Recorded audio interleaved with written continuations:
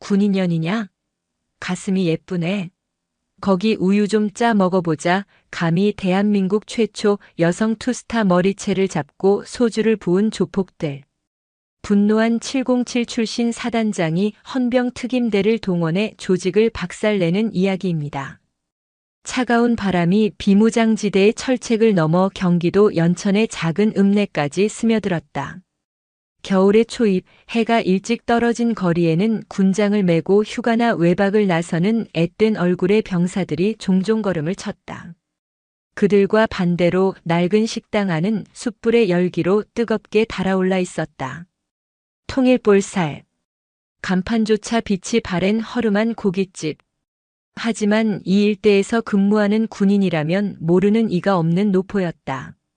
질 좋은 돼지볼살을 연탄불에 구워 먹는 맛이 일품인 곳이었다. 가장 구석진 자리, 연기에 그을린 벽을 등지고 3명의 여성이 앉아 있었다. 그들의 복장은 수수한 민간인 차림이었지만 뼛속까지 군인임을 감추지 못했다. 머리를 단정하게 묶고 허리를 꼿꼿이 편 자세, 절도 있게 움직이는 손짓 하나하나가 그랬다. 중심에 앉은 여성은 대한민국 육군 소장 천지인이었다. 그녀는 단순한 장군이 아니었다. 창군 이래 최초의 여성 보병사단장. 그것도 최전방을 책임지는 제5보 병사단 13부대의 지휘관이었다. 불과 몇 달 전 그녀의 취임 소식은 군 전체를 뒤흔들었다. 천지인의 눈빛은 깊고 고요했으나 그 안에는 거친 야전에서 단련된 강철 같은 의지가 서려 있었다. 그녀는 전설적인 제707 특수임무단 출신으로 남자들도 버티기 힘든 지옥 같은 훈련을 수석으로 이수하고 온갖 특수작전을 성공으로 이끈 입지전적인 인물이었다. 그녀의 존재 자체가 육군에 살아있는 역사였다. 그녀의 맞은편에는 이제 막중위 계급장을 단 2명의 여성 장교 박하늘과 이결애가 앉아 있었다. 둘 다 천지인의 까마득한 707 후배이자 현재 5사단 직할대에서 근무하는 장래가 촉망되는 인재들이었다. 사단장님, 정말 저희가 이런 자리에 함께해도 되는지 모르겠습니다. 이결애 중위가 긴장한 얼굴로 잔을 채우며 말했다. 아무리 사적인 자리라지만 하늘 같은 사단장과 단둘이 고기를 굽는다는 것은 상상도 못할 일이었다. 천지인은 숯불 위에 볼살 몇 점을 더 올리며 옅게 웃었다. 그 미소에 딱딱했던 식당 안 공기가 조금 부드러워졌다. 오늘은 계급장 떼고 707 선배가 후배들 밥 한 끼 사주는 거야. 긴장 풀고 많이 먹어라. 이 집 볼살이 연천 최고다. 네, 알겠습니다. 박하늘 중위가 군기가 바짝 든 목소리로 대답했다. 그러자 천지인이 집게로 박중위의 앞접시에 잘 익은 고기 한 점을 놓아주었다. 그리고 박중위. 식당에서는 그렇게 크게 대답하지 않아도 된다. 주변 사람들 다 쳐다보잖아. 아, 죄송합니다. 목소리를 낮췄지만 여전히 쩌렁쩌렁한 대답에 천지인도 이결의 중위도 그만 웃음을 터뜨렸다. 어느덧 소주잔이 두어 순배 돌았다. 알코올 기운이 돌자 두 중위의 경직되었던 어깨도 조금 풀렸다. 두 사람 군 생활 힘들진 않나? 특히 여기 연천은 서울하고는 공기부터 다르지. 천지인이 물었다. 그녀의 목소리는 지휘관의 위엄 대신 따뜻한 선배의 온기를 담고 있었다. 솔직히 말씀드리면 특수임무단에 있을 때와는 또 다른 어려움이 있습니다. 그곳은 소수 정예였지만 여기는 정말 다양한 병사들을 지휘해야 하니까 말입니다. 박하늘 중위가 조심스럽게 입을 열었다. 맞습니다. 어떤 병사는 몸이 약하고 어떤 병사는 마음이 여립니다.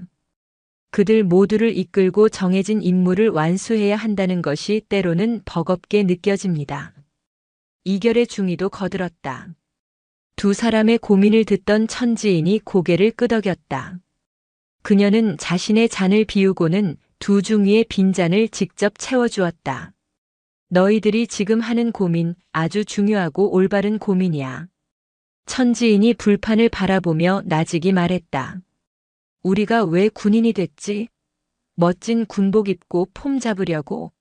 아니면 그저 명령에 죽고 사는 기계가 되려고? 둘 다 아니야.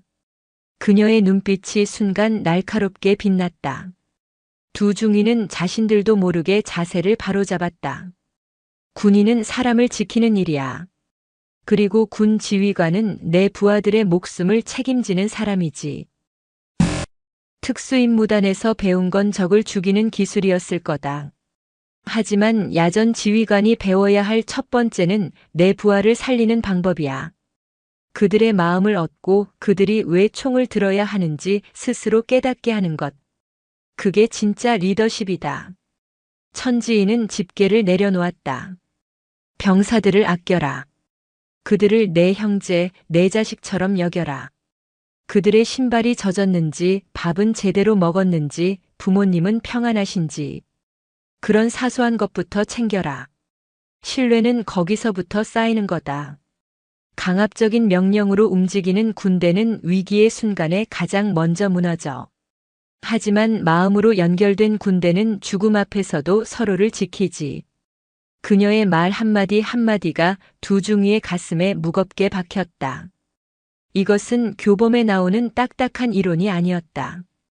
수십 년간 군 생활을 하며 피와 땀으로 체득한 살아있는 지혜였다. 군복의 무게는 별 계급장이 아니라 내가 책임져야 할 부하들의 목숨값으로 정해지는 거다. 절대 그 무게를 잊지 마라. 명심하겠습니다, 사단장님. 두 중위가 감동과 존경이 뒤섞인 눈빛으로 대답했다. 바로 그때였다. 시끄러워 18. 먼 년들이 계집애들끼리 모여서 군대 노름이야. 식당 한쪽 구석에서 고래고래 소리를 지르던 무리 중 하나가 벌떡 일어섰다. 딱 봐도 건실한 민간인의 모습은 아니었다. 짧게 깎은 머리, 팔뚝에 얼핏 보이는 용문신, 그리고 상스러운 욕살. 전형적인 동네 불량배 혹은 그 이상이었다. 대여섯 명쯤 되는 무리는 이미 거나하게 취해 있었다. 그들의 시선이 정확하게 천지인 일행이 앉은 테이블로 향했다. 이야, 저기 물 좋은데? 예쁘장하게 생겨가지고 군인 흉내 내는 건가? 어이 아가씨들. 군인이면 총은 쏠 줄 알아? 오빠들이랑 한잔할까? 저질스러운 희롱이 식당 전체에 울려 퍼졌다. 다른 손님들은 겁을 먹고 고개를 숙이거나 황급히 자리를 피하려 했다. 박하늘 중위와 이결의 중위의 얼굴이 새하얗게 질렸다. 아무리 특수임무단 출신이라지만 이런 노골적인 시비는 처음이었다. 더욱이 존경하는 사단장 앞에서 벌어진 일이었다. 뭐 하는 짓입니까? 당장 사과하십시오. 박중희가 용기를 내어 외쳤지만 목소리는 가늘게 떨리고 있었다. 아, 사과? 요것 봐라. 꼬마 장교 나셨네. 무리의 우두머리로 보이는 남자가 비틀거리며 다가왔다. 그는 테이블 위에 놓인 소주병을 집어들었다. 너희 같은 년들이 뭘 안다고 군복을 입어? 집에서 밥이나 할 것이지. 천지인은 그 순간까지 미동도 하지 않았다. 그녀는 그저 차가운 눈으로 남자를 응시할 뿐이었다. 그 눈빛에는 두려움이나 분노가 아닌 깊은 경멸과 연민이 담겨 있었다. 어딜 감히 장군님 앞에서. 이결의 중위가 자리에서 벌떡 일어섰다. 그러나 남자의 행동이 더 빨랐다. 장군? 2년이 장군이라고. 18 웃기지 마. 남자는 들고 있던 소주병의 마개를 땄다. 그리고는 망설임 없이 그 차가운 액체를 천지인의 머리 위로 쏟아부었다. 초록색 병에서 흘러나온 소주가 천지인의 단정한 머리카락을 적시고 뺨을 타고 흘러내려 그녀의 검은 재킷을 흠뻑 적셨다. 사단장님. 박중희와 이중희는 숨이 멎는 것 같았다. 그들의 눈에는 공포와 함께 뜨거운 눈물이 고였다. 감히 대한민국 육군 소장에게 자신들의 영웅에게 이런 끔찍한 모욕을 가하다니. 남자는 병을 바닥에 던지며 광기 어린 웃음을 터뜨렸다. 꼴 좋다. 이게 어디서 별을 달아? 별은 이미 밤하늘에나 있는 거지. 꺼져 인연들아. 조롱과 욕설이 식당을 가득 메웠다. 그러나 천지인은 여전히 움직이지 않았다.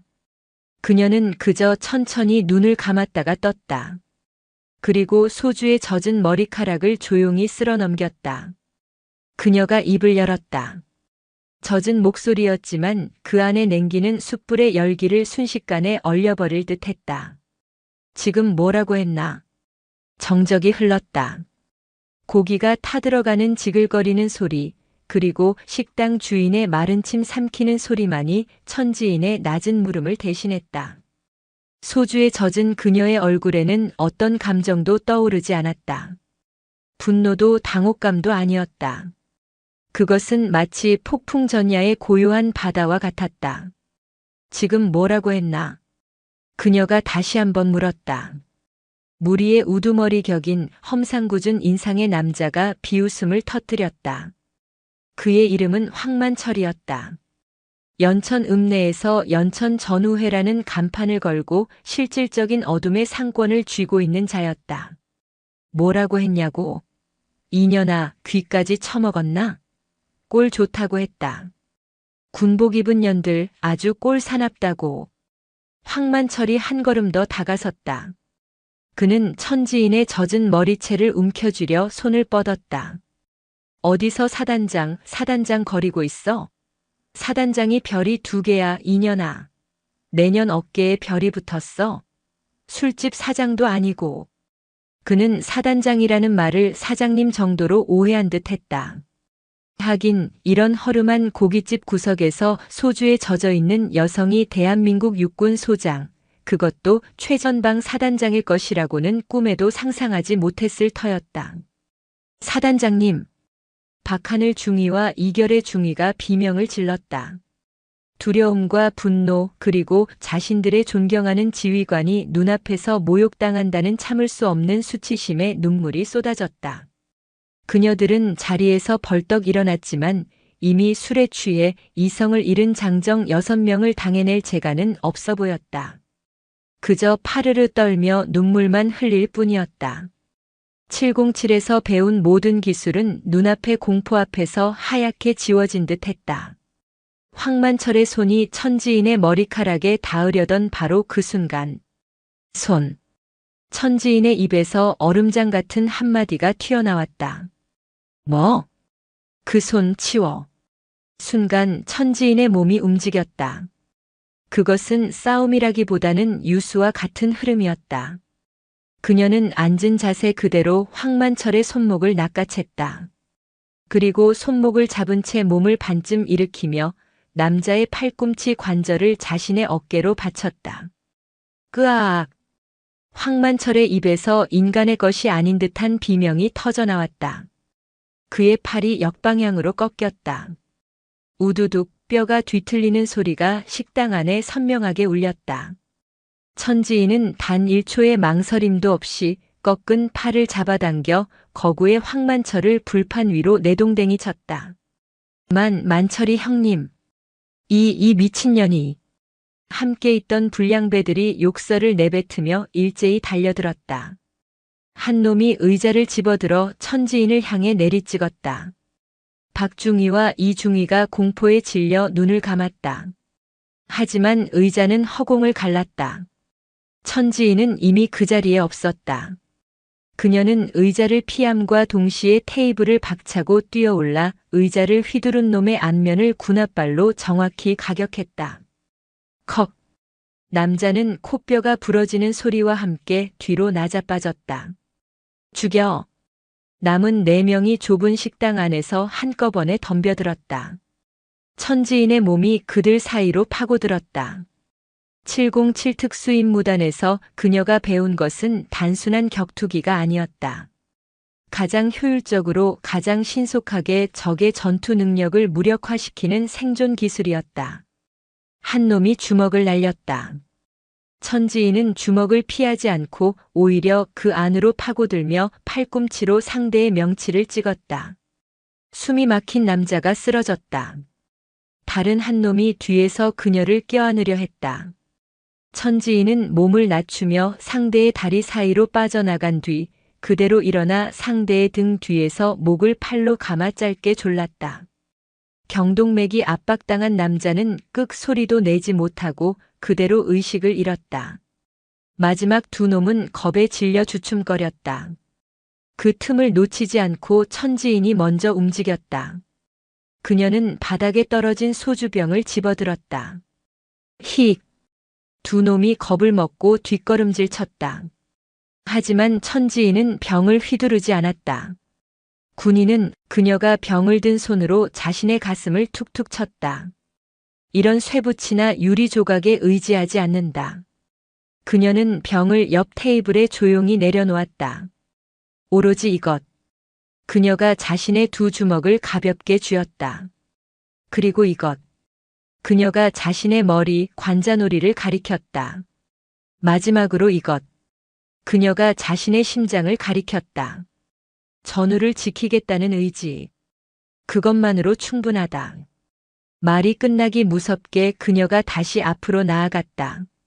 두 남자는 공포에 질려 비명을 지르며 식당 문을 향해 도망치려 했다. 천지인은 그들의 등을 쫓지 않았다. 대신 식탁 위에 있던 쇠 집게 2개를 양손에 쥐었다. 그리고 도망치는 두 남자의 오금, 아킬레스건이 지나는 정확한 위치를 향해 힘껏 집게를 던졌다. 악! 억! 날아간 쇠 집게는 정확히 두 남자의 급소를 타격했다. 극심한 고통에 두 남자가 다리를 붙잡고 바닥을 나뒹굴었다. 불과 1분도 채 되지 않았다. 건장한 성인 남성 6명이 모두 전투불능 상태가 되어 식당 바닥에 쓰러져 신음했다. 식당 안은 다시 정적이 찾아왔다. 이번에는 고기 타는 냄새 대신 피 냄새와 소주 냄새, 그리고 공포의 냄새가 진동했다. 천지인은 소주에 젖은 머리카락을 아무렇지도 않게 쓸어넘겼다. 그녀는 바닥에 주저앉아 덜덜 떨고 있는 식당 주인에게 다가갔다. 사장님. 네. 죄송합니다. 식당이 엉망이 되었습니다. 우선 경찰과 구급차를 아니 잠시만. 천지인은 말을 멈췄다. 그녀는 팔이 꺾인 채 신음하는 황만철에게 다가갔다. 그리고 그의 상의 주머니를 뒤졌다. 뭐 하는 짓이야 나. 황만철이 반항했지만 천지인이 그의 꺾인 팔을 살짝 건드리자 그는 다시 비명을 질렀다. 그녀의 손에 두툼한 지갑과 작은 수첩 하나가 들려 나왔다. 천지인은 지갑에서 신분증을 확인했다. 황만철. 그리고 그 뒤에 나온 명함에는 연천 전우회 회장이라는 직함이 박혀 있었다. 전우회? 천지인의 미간이 좁혀졌다. 그녀는 작은 수첩을 펼쳤다. 그 안에는 빼곡하게 이름과 숫자들이 적혀 있었다. 대부분은 연천 읍내의 상점 이름들이었다. 보호비 명목으로 상납을 받은 장부임이 틀림없었다. 그런데 장부의 마지막 몇 장을 넘기던 천지인의 눈빛이 얼어붙었다. 거기에는 상점 이름이 아닌 사람들의 이름이 적혀 있었다. 그리고 그 이름 뒤에는 익숙한 숫자들이 붙어 있었다. 5사단 27연대 김일병, 5사단 포병연대 박상병, 5사단 직할대 최하사. 자신의 부대 제5보병사단 소속 병사들과 부사관들의 이름이었다. 그들 옆에는 대출이라는 명목으로 터무니없는 이자가 붙은 금액이 적혀 있었다. 이것은 단순한 동네 불량배들의 행패가 아니었다. 군인을 상대로 불법 사채 놀이를 하고 읍내 상인들을 갈취하는 조직적인 범죄 집단이었다. 천지인의 손이 부들부들 떨렸다. 그것은 공포가 아니었다. 참을 수 없는 분노였다.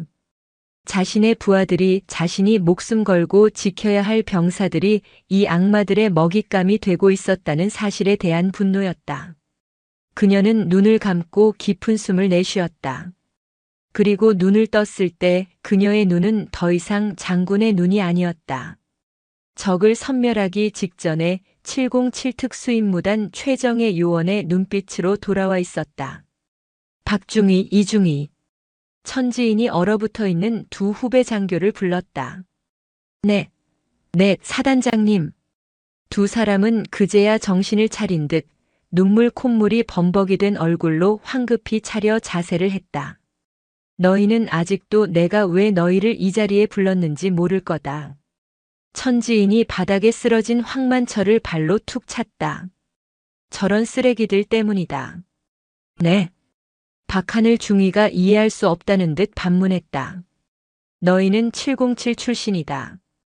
대한민국 최고의 전투 기술을 익혔지. 하지만 아까 어땠나? 총 한 자루 없는 불량배들 앞에서 아무것도 하지 못하고 울기만 했다. 두 중위의 얼굴이 붉게 달아올랐다. 부끄러움에 고개를 들 수 없었다.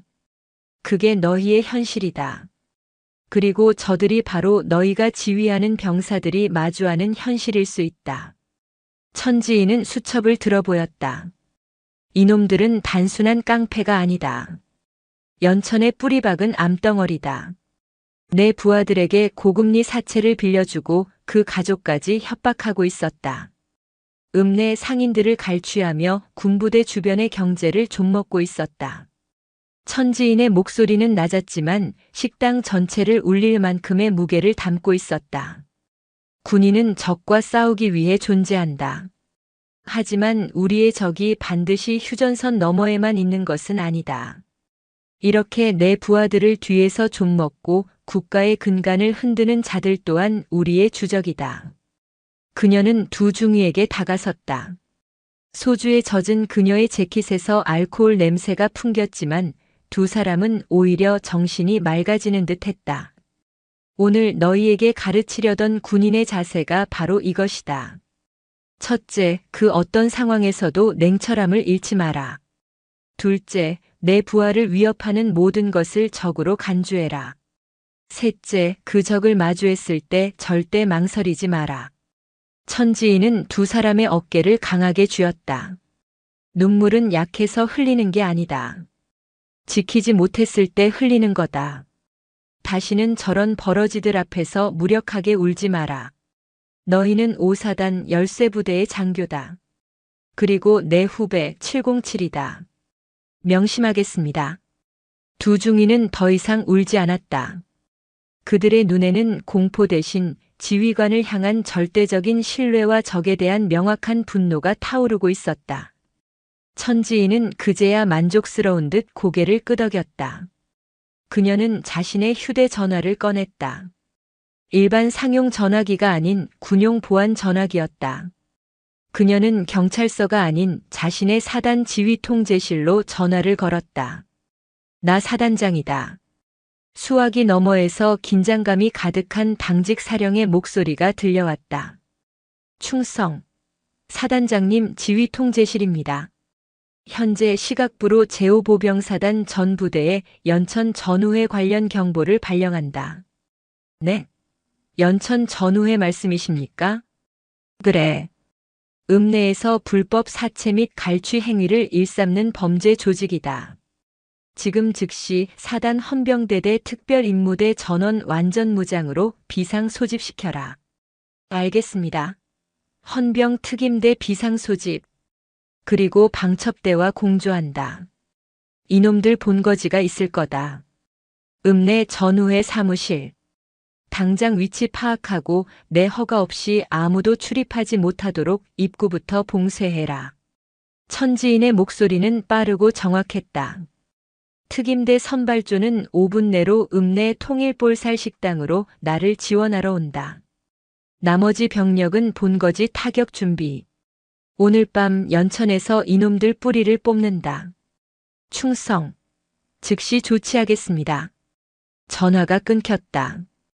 바닥에 쓰러져 있던 황만철의 얼굴이 하얗게 질렸다.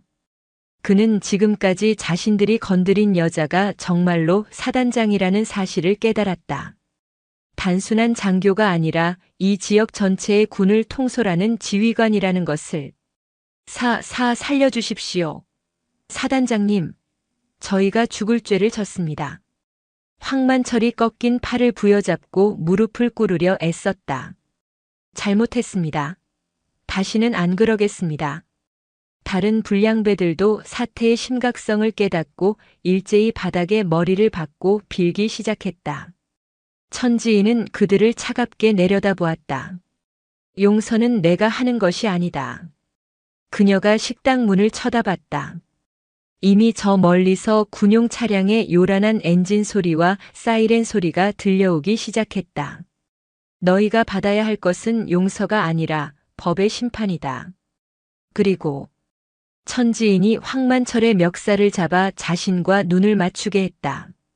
너희가 괴롭혔던 내 병사들에게 진심으로 사죄하게 될 거다. 내가 그렇게 만들 테니까. 참교육은 이제 막 시작되고 있었다. 식당 문이 열린 것이 아니었다. 사실상 뜯겨나갔다.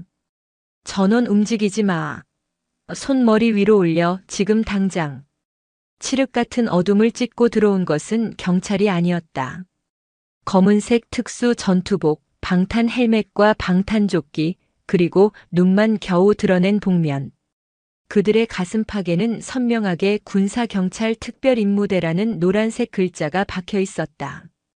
그들의 손에 들린 K1 기관단총의 총구가 식당 내부의 모든 인원을 정확하게 겨누었다.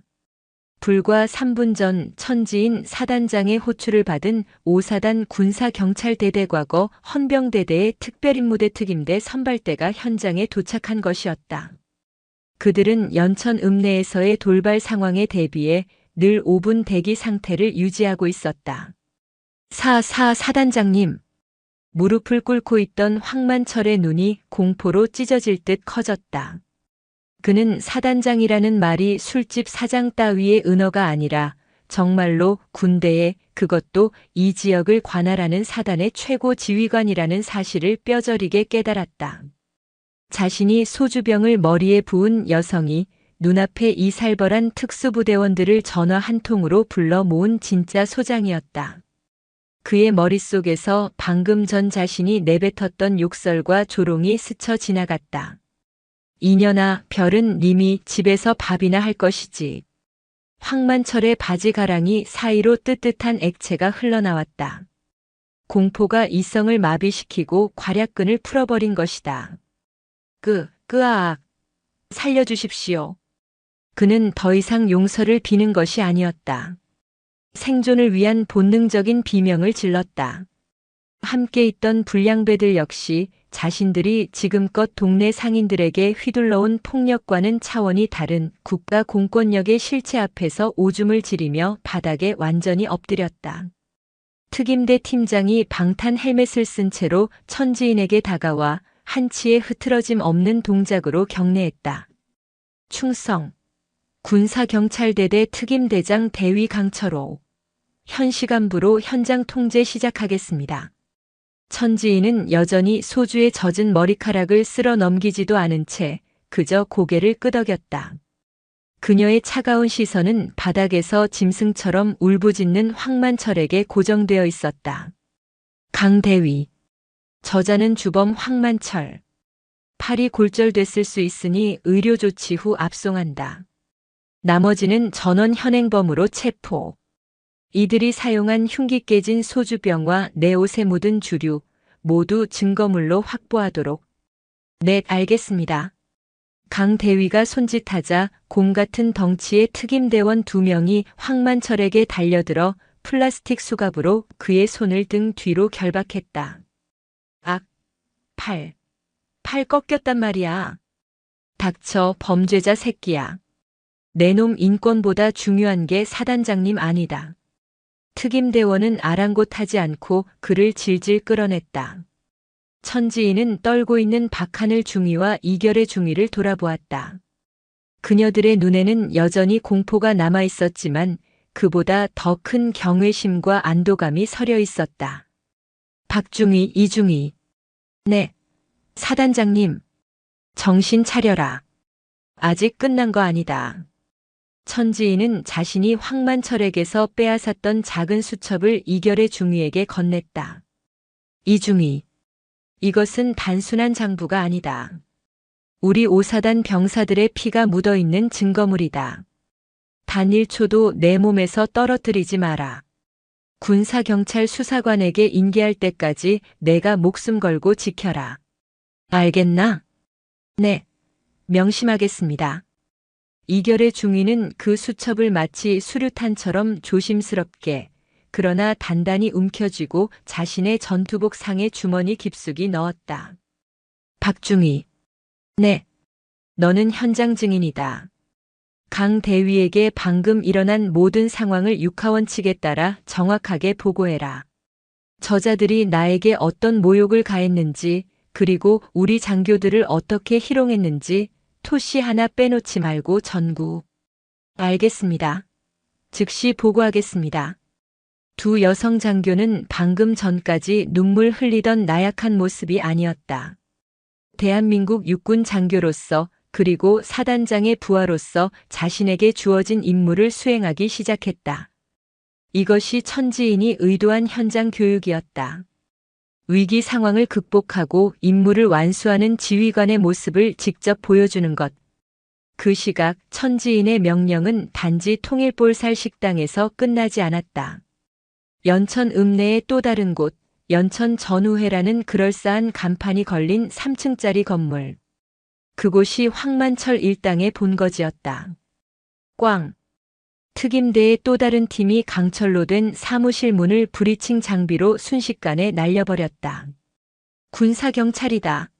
모두 엎드려. 섬광탄이 사무실 내부에서 터지며 내부를 아수라장으로 만들었다. 안에서는 황만철의 부하 대여섯 명이 모여 앉아 불법 도박을 벌이거나 컴퓨터로 대출 장부를 정리하고 있었다. 뭐야? 짭새냐? 군사경찰이다, 이 새끼들아. 특임대원들이 일사불란하게 움직였다. 컴퓨터를 끄려던 놈, 서류를 찢어 변기에 버리려던 놈, 창문으로 뛰어내리려던 놈까지.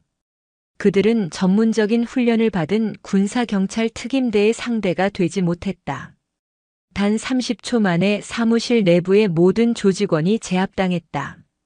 대대장님, 현장 확보 완료했습니다. 곧이어 군사경찰 대대장인 박진무 중령이 현장에 도착했다. 그는 사무실을 둘러보며 혀를 찼다. 사방에 널린 것은 현금 다발과 대포폰, 그리고 수십 개의 차용증이었다.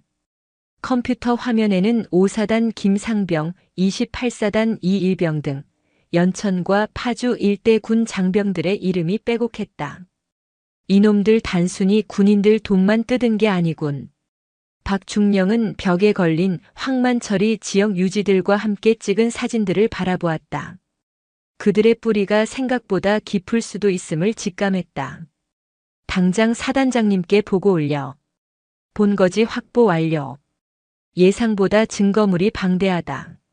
민간 경찰과의 공조 수사가 불가피할 것으로 보인다고. 알겠습니다. 다시 통일볼살 식당 앞. 사태는 모두 정리되었다. 황만철을 비롯한 불량배들은 군용 트럭 짐칸에 짐짝처럼 실렸다.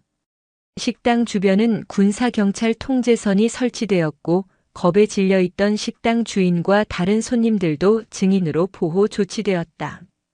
요란한 군용 차량의 경광등 불빛이 연천 읍내의 밤거리를 어지럽게 비췄다. 읍내 상인들과 주민들이 하나둘 창밖으로 고개를 내밀고 무슨 일인지 웅성거렸다. 아니, 저기 통일볼살 아니야? 황만철 그놈 잡혀가는 것 같은데? 군인들이 잡아가네. 세상에, 군인들이 저 깡패들을 다 잡아갔다고. 소문은 삽시간에 퍼져나갔다. 그동안 황만철 일당에게 숨죽이며 당해왔던 상인들에게는 그 광경이 마치 해방의 날처럼 느껴졌다. 그때 천지인이 식당에서 걸어 나왔다. 그녀의 모습은 처참했다. 머리카락은 소주에 젖어 엉망이었고 값비싼 민간인 재킷은 고기 냄새와 알코올 냄새에 절어 있었다. 하지만 그녀의 눈빛은 그 어느 때보다 형형하게 빛났다. 박진무 중령이 그녀에게 달려와 경례했다. 충성. 사단장님 다치신 곳은 없으십니까? 문제없다. 본거지 확보 완료했습니다. 피해자 명단과 불법 대출 장부 다수 확보했습니다. 이놈들 완전한 범죄 조직입니다. 수고했다, 박중령. 천지인은 자신의 차를 대기시키라고 지시했다. 그녀는 차에 타기 전 여전히 멍하니 서 있는 박하늘 중위와 이결의 중위를 불렀다. 오늘 일 충격이 컸을 거다. 아닙니다, 사단장님. 저희는. 아니다. 충격이었겠지. 그리고 부끄러웠을 거다. 707 출신이라는 자부심이 무색하게 고작 동네 불량배들 앞에서 울기나 했으니까. 두 중위는 고개를 숙였다. 천지인의 말이 정확히 그들의 속을 꿰뚫고 있었다. 하지만 천지인이 두 사람의 어깨를 두드렸다. 그 부끄러움을 기억해라. 그 수치심을 잊지 마라. 그리고 오늘 내 눈빛을 기억해라. 적을 마주했을 때 지휘관이 어때야 하는지. 그녀는 박중령을 향해 말했다. 이 두 장교 오늘 밤 군사경찰대대 수사과로 보내. 피해자 진술뿐만 아니라 이번 수사 과정 전체를 참관시키도록. 네. 사단장님, 그래도 이 장교들은. 박중령이 당황했다. 젊은 여군 장교들에게는 너무 가혹한 처사일 수 있었다. 필요한 과정이다. 자신들이 지켜야 할 병사들이 이 악마들에게 어떻게 당했는지 그 처참한 실상을 두 눈으로 똑똑히 보게 해. 그래야 진짜 지휘관이 될 수 있다. 천지인의 목소리는 단호했다. 강한 군인은 훈련장에서 만들어지지. 하지만 진짜 지휘관은 부하의 고통을 마주하는 그 순간에 탄생하는 거다. 명령 받들겠습니다. 두 중위는 입술을 깨물었다. 두려움은 사라졌다. 대신 그들의 가슴 속에 뜨거운 불덩이가 차오르기 시작했다. 천지인은 차에 올라타기 전 마지막으로 바닥에 엎드려 끌려가던 황만철을 바라보았다. 오늘 밤 잠 못 드는 사람 많을 거다. 박중령. 이놈들 배후에 누가 있는지, 읍내 상인들을 얼마나 갈취했는지, 그리고 내 병사들을 얼마나 괴롭혔는지. 먼지 한 톨까지 다 털어내. 필요하다면 내가 직접 검찰과 이야기하겠다. 5사단 관할 구역에서 이런 암적인 존재는 내가 용납 못한다. 충성. 군용 지휘 차량이 어둠 속으로 사라졌다. 연천의 밤은 깊었지만 가장 어두운 암덩어리를 도려내는 강철의 메스는 이제 막 움직이기 시작했다. 제5보병사단 군사경찰대대 본부. 한밤중임에도 불구하고 건물 전체가 대낮처럼 환하게 불을 밝히고 있었다. 지휘 통제실의 모니터들은 연천 읍내 곳곳의 폐쇄회로 텔레비전 영상과 확보된 증거물 목록을 쉴 새 없이 띄우고 있었다. 공기는 차갑게 가라앉았지만 그 속에서 오가는 수사관들의 움직임은 뜨거운 용광로처럼 분주했다. 박하늘 중위와 이결의 중위는 군사경찰대대장 박진무 중령의 사무실 한쪽에 부동자세로 서 있었다. 그들의 앞에는 방금 전 특임대가 본거지에서 압수한 컴퓨터 서버와 장부들이 산더미처럼 쌓여 있었다. 소주와 고기 냄새가 배어있던 그들의 옷은 이제 서류의 묵은 먼지 냄새와 기계의 열기로 가득한 사무실 공기에 섞여들고 있었다. 두 중위. 박진무 중령이 붉게 충혈된 눈으로 그들을 바라보았다. 그는 수사 전문가다운 냉철함을 유지하려 애썼지만 목소리에는 숨길 수 없는 분노가 서려 있었다. 사단장님께서 두 중위를 이곳에 보낸 이유를 알겠나? 알고 있습니다. 이결의 중위가 주먹을 꽉 쥔 채 대답했다. 그녀의 손에는 여전히 황만철에게서 빼앗은 그 첫 번째 수첩이 들려 있었다. 아니, 모를 거다. 아직은. 박중령은 수사관 한 명을 불렀다. 김 상사. 이 중위들이 볼 수 있게 방금 확보한 서버에서 피해자 목록 파일, 그리고 협박용 영상 자료 폴더 열어. 네, 알겠습니다. 김 상사가 노트북 컴퓨터를 돌려 두 중위 앞에 놓았다. 화면에는 엑셀 프로그램으로 정리된 파일이 열려 있었다. 그곳에는 수백 명의 이름이 적혀 있었다. 그리고 그 이름들 옆에는 소속 부대, 계급, 연락처, 그리고 가족관계 항목이 빼곡했다. 오사단 27연대 김일병. 모친. 녹내장 수술비. 300. 현재 2800. 오사단 36연대 박상병. 부친. 도박빚. 500. 현재 4500. 28사단 포병연대 최하사. 여동생. 학자금. 200. 현재 1900. 숫자들은 비현실적일 만큼 불어나 있었다. 원금의 10배, 20배를 넘어서는 금액이었다. 이게 다. 박하늘 중위의 호흡이 가빠졌다. 그녀는 목록에서 익숙한 이름을 발견했다. 자신의 소대원이었다. 얼마 전 휴가를 다녀온 뒤 부쩍 말이 없어지고 밤에 잠을 설쳤던 병사. 그저 복귀 후유증이려니 혹은 여자친구와 헤어졌으려니 짐작만 했던 바로 그 병사였다. 저 아이는. 맞다. 박중희 소대원이지. 박중령의 목소리가 얼음장처럼 차가워졌다. 김 상사. 아까 말한 폴더 열어봐. 김 상사가 마우스 단추를 몇 번 누르자 다른 폴더가 열렸다. 그 안에는 수십 개의 동영상 파일과 사진 파일이 들어있었다. 박상병 모친 식당 앞 대기. 최하사 여동생 등굣길.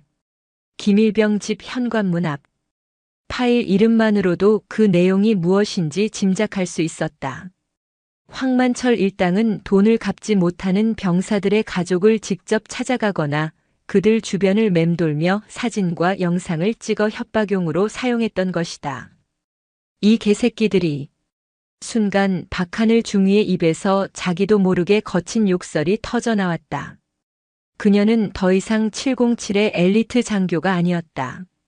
자신의 부하가 자신의 새끼가 늑대 무리에게 물어뜯기는 것을 뒤늦게 알아챈 어미 사자였다. 그녀의 눈에서 눈물이 쏟아졌다. 아까 식당에서 흘렸던 공포와 수치심의 눈물과는 질이 달랐다. 그것은 뼈를 깎는 듯한 분노와 죄책감의 눈물이었다. 이제 좀 알겠나.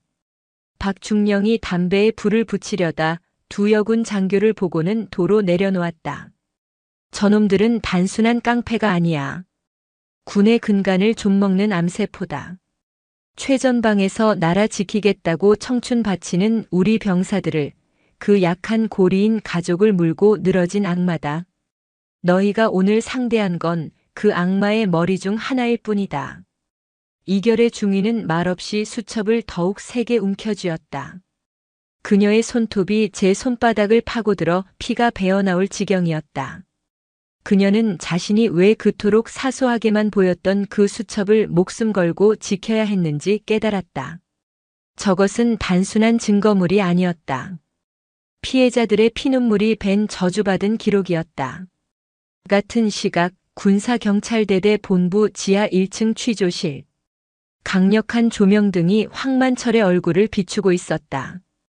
그는 팔에 응급 깁스를 한 채 쇠로 된 의자에 앉아 있었다. 식당에서의 만용은 온데간데 없었다.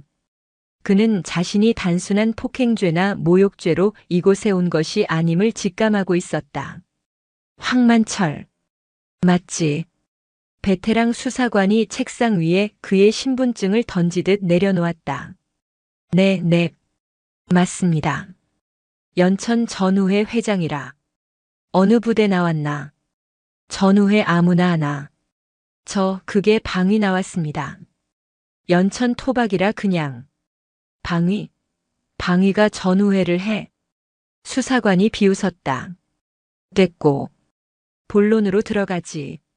너희 사무실에서 나온 장부다. 수사관이 장부 수십 권을 책상 위에 쾅 소리가 나게 쏟아부었다. 이거 전부 내가 관리한 거 맞지?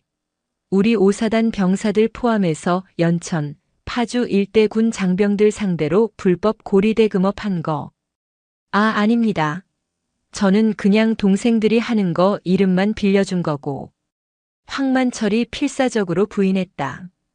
그는 여전히 이곳이 일반 경찰서라고 착각하고 있었다. 적당히 윽박 지르고 아는 변호사 부르고 높으신 분들에게 전화 몇 통 돌리면 빠져나갈 수 있으리라 믿었다. 형님, 저 연천경찰서 박 반장하고 친합니다. 전화 한 통만. 수사관이 코웃음을 쳤다. 박 반장? 아, 그 너한테 매달 상납금 받아 처먹던 그 새끼? 네.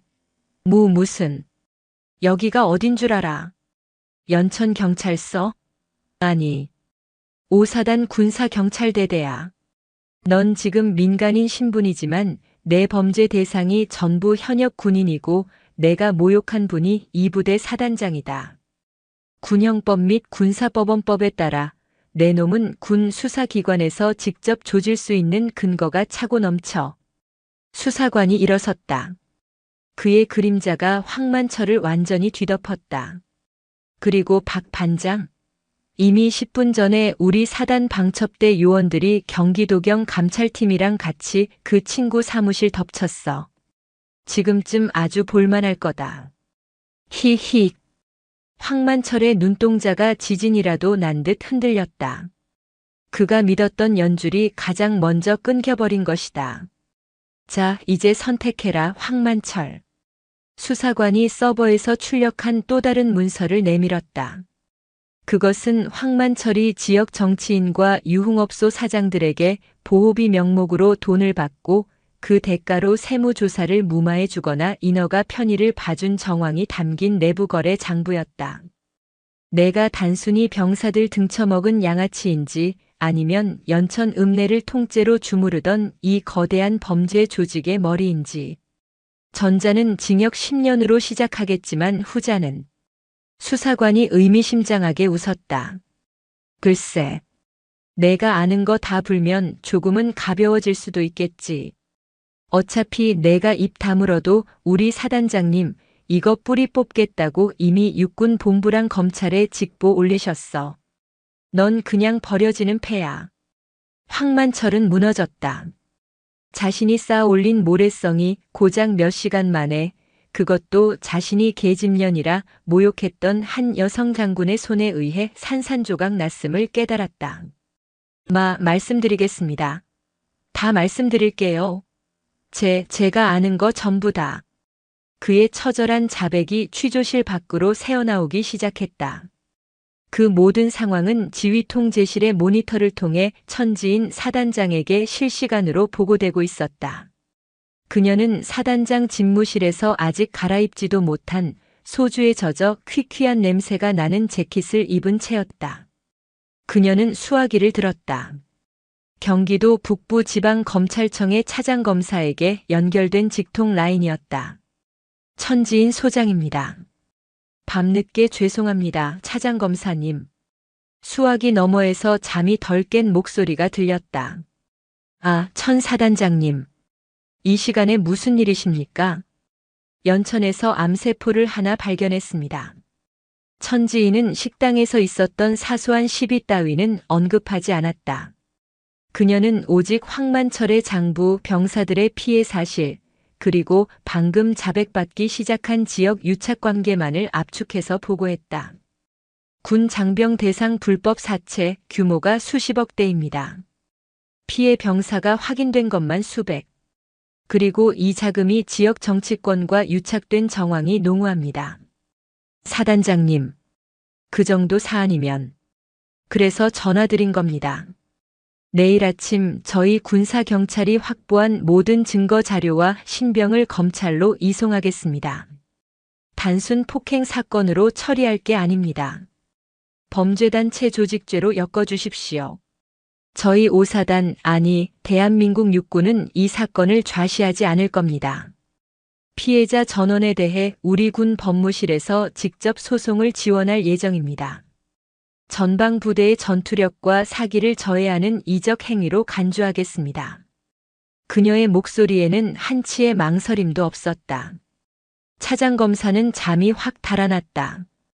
이것은 단순한 형사 사건이 아니었다. 최전방 사단장의 전쟁 선포였다. 알겠습니다, 사단장님.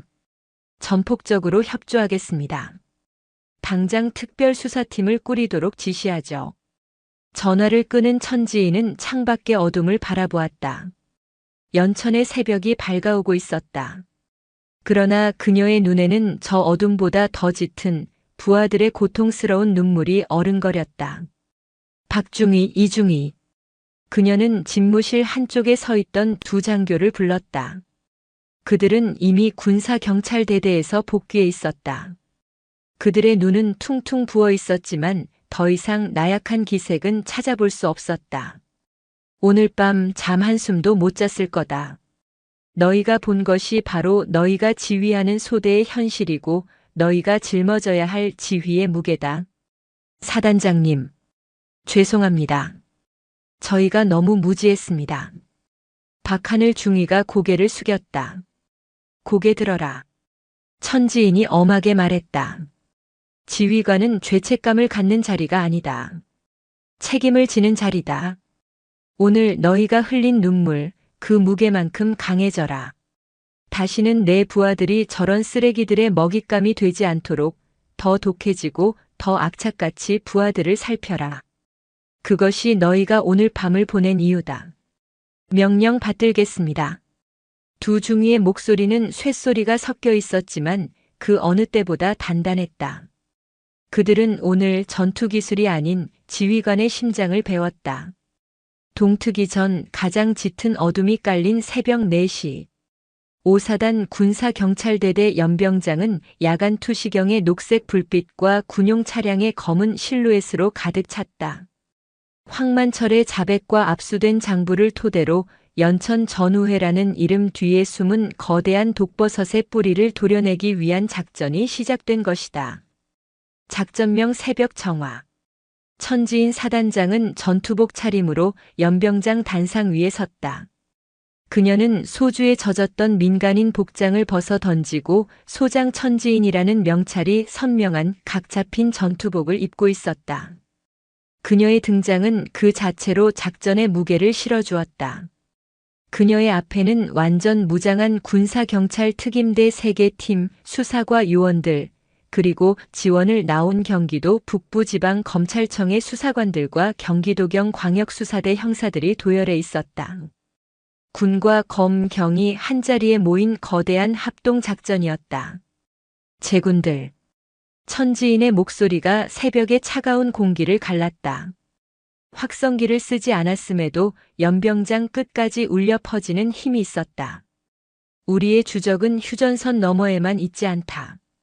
지금 이 순간에도 우리 부하들의 등을 찌르고 그 가족의 피를 빠는 자들, 그들이 바로 우리의 적이다.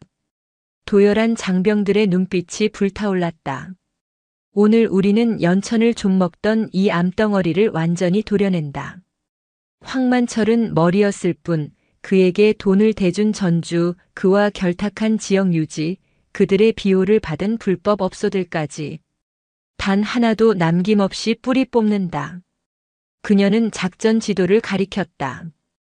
연천 읍내 지도 위에는 붉은색으로 표시된 목표 지점 12곳이 빛나고 있었다. 황만철이 운영하던 불법 게임장, 사채 사무실로 위장한 유흥주점, 그리고 그가 상납금을 바쳤던 지역의 유력 인사 몇몇의 자택까지 포함되어 있었다. 특임대는 목표 지점의 저항 세력을 신속하게 제압한다. 수사팀은 증거 확보에 주력한다. 검, 경 합동팀은 민간인 신분인 주범들을 즉시 체포한다. 단 한 명의 민간인 피해도 발생해서는 안 되지만 범죄자에 대한 자비는 없다. 작전 개시. 충성. 검은색 군용 차량들이 굉음을 내며 연병장을 빠져나가기 시작했다. 그들은 어둠 속으로 스며들어 연천 읍내의 각 목표 지점으로 향했다. 박하늘 중위와 이결의 중위는 작전에 직접 투입되지는 않았다. 대신 그들은 박진무 중령과 함께 현장 지휘 차량에 탑승했다. 그들의 임무는 압수된 장부와 현장에서 들어오는 정보를 실시간으로 대조하며 용의자들이 재산을 은닉하거나 도주하지 못하도록 보조하는 것이었다. 알파팀 목표 지점 도착. 황금성 게임장 진입 5초 전. 브라보팀 백악관 가라오케 후문 봉쇄 완료. 무전기를 통해 긴박한 보고가 쏟아졌다. 새벽 5시 정각. 작전 개시. 꽝. 특임대가 황금성 게임장에 잠긴 철문을 폭파하고 진입했다. 안에서는 수십 대의 불법 기계가 돌아가고 있었고 밤샘 도박에 지친 조무래기들이 어둠 속에서 고개를 들었다. 군사경찰이다. 모두 엎드려. 뭐야. 황 사장 어디 갔어? 저항하려던 한 놈이 쇠 파이프를 들었지만 그는 특임대원의 육중한 방패에 부딪혀 그대로 나가떨어졌다. 악. 같은 시각 백악관 가라오케. 이곳은 황만철의 자금 세탁 창구이자 병사들을 협박하기 위한 영상을 촬영하던 장소였다. 전원 체포해. 컴퓨터 하드디스크 전부 확보해. 경기도경 광수대 형사들이 들이닥쳤다. 어젯밤의 화려한 조명은 꺼지고 역한 술 냄새와 담배 냄새 속에서 장부 정리를 하던 실무자들이 속수무책으로 체포되었다. 가장 극적인 장면은 연천 지역의 한 유력 인사인 군납업체 사장 김모 씨의 자택에서 벌어졌다. 그는 황만철의 뒤를 봐주는 대가로 막대한 이익을 챙기고 있었다. 누구십니까? 당신들 뭔데 남의 집에 함부로 들어와. 새벽잠이 깬 김 사장이 속옷 바람으로 뛰쳐나와 고함을 질렀다. 경기도 북부지검입니다. 범죄단체 조직 및 뇌물수수 혐의로 긴급 체포합니다. 검찰 수사관이 영장을 내밀었다. 김 사장의 얼굴이 하얗게 질렸다. 그는 자신이 군부대와 맺어온 끈끈한 관계가 자신을 지켜줄 것이라 믿었지만 그를 체포하러 온 것은 군사경찰과 검찰의 합동팀이었다. 천지인 사단장은 그 어떤 온정도 허용하지 않았다. 이럴 수 없어. 천지인 그 여자가 감히 나를. 그의 발악은 특임대원의 육중한 손에 입이 막히며 끝이 났다. 작전은 해가 뜰 무렵에야 종료되었다. 연천 읍내는 그야말로 발칵 뒤집혔다.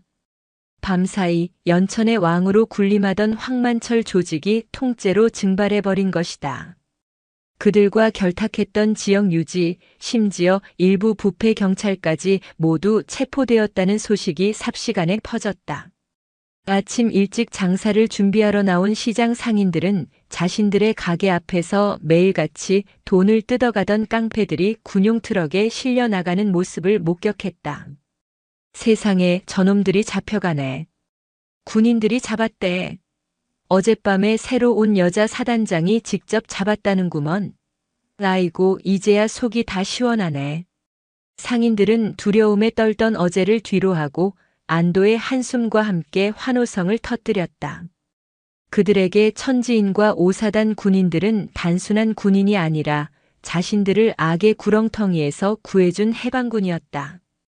작전이 종료된 후 천지인은 마지막 장소로 향했다. 군사경찰대대 유치장이었다. 그곳에는 황만철을 비롯한 핵심 조직원들이 죄수복을 입은 채 공포와 절망에 빠져 있었다. 천지인이 유치장 복도에 서자 쇠창살 안의 모든 눈동자가 그녀에게 고정되었다. 어젯밤 식당에서 봤던 그 계집년이 아니었다. 그들의 생사여 탈권을 쥔 강철의 여제였다. 황만철이 쇠창살을 붙잡고 무릎을 꿇었다. 사단장님, 죽을 죄를 졌습니다. 한 번만 살려주십시오. 천지인은 그를 경멸하듯 내려다보았다. 살려달라고. 그녀가 차갑게 말했다. 너희가 내 병사들에게 그들의 가족에게 했던 짓을 생각하면 나는 지금 당장이라도 너희를 저 철책 너머로 던져버리고 싶다. 잘못했습니다. 시키는 건 뭐든 다 하겠습니다. 좋다. 너희 같은 쓰레기들에게도 마지막 기회는 주어져야겠지. 개과천선할 기회 말이다. 천지인이 박진무 중령에게 고갯짓했다. 박 중령이 서류 다발을 내밀었다. 여기 있는 것은 너희가 그동안 뜯어간 모든 돈의 내역이다. 너희가 숨겨둔 재산, 차명계좌 전부 찾아냈다. 너희는 이 돈을 토시 하나 안 틀리고 전부 뱉어내야 할 거다. 피해자들에게 그리고 그 가족들에게. 네, 다 내놓겠습니다. 그게 끝이 아니다. 천지인의 눈이 번뜩였다. 너희는 법의 심판을 받고 죗값을 치를 거다. 그리고 형기를 마친 후에도 너희의 참교육은 끝나지 않아. 그녀가 쇠창살에 한 걸음 다가섰다. 너희는 너희가 그토록 무시했던 내 병사들을 위해 일하게 될 거다. 연천 읍내 청소, 5사단 관할 구역 대민 지원, 진지 보수 작업. 너희가 흘린 땀으로 너희가 저지른 죄를 씻어내라. 너희가 괴롭혔던 그 군인들이 얼마나 고귀한 존재인지 뼈저리게 느끼게 될 거다. 이것이 내가 너희에게 주는 유일한 개과천선의 기회다.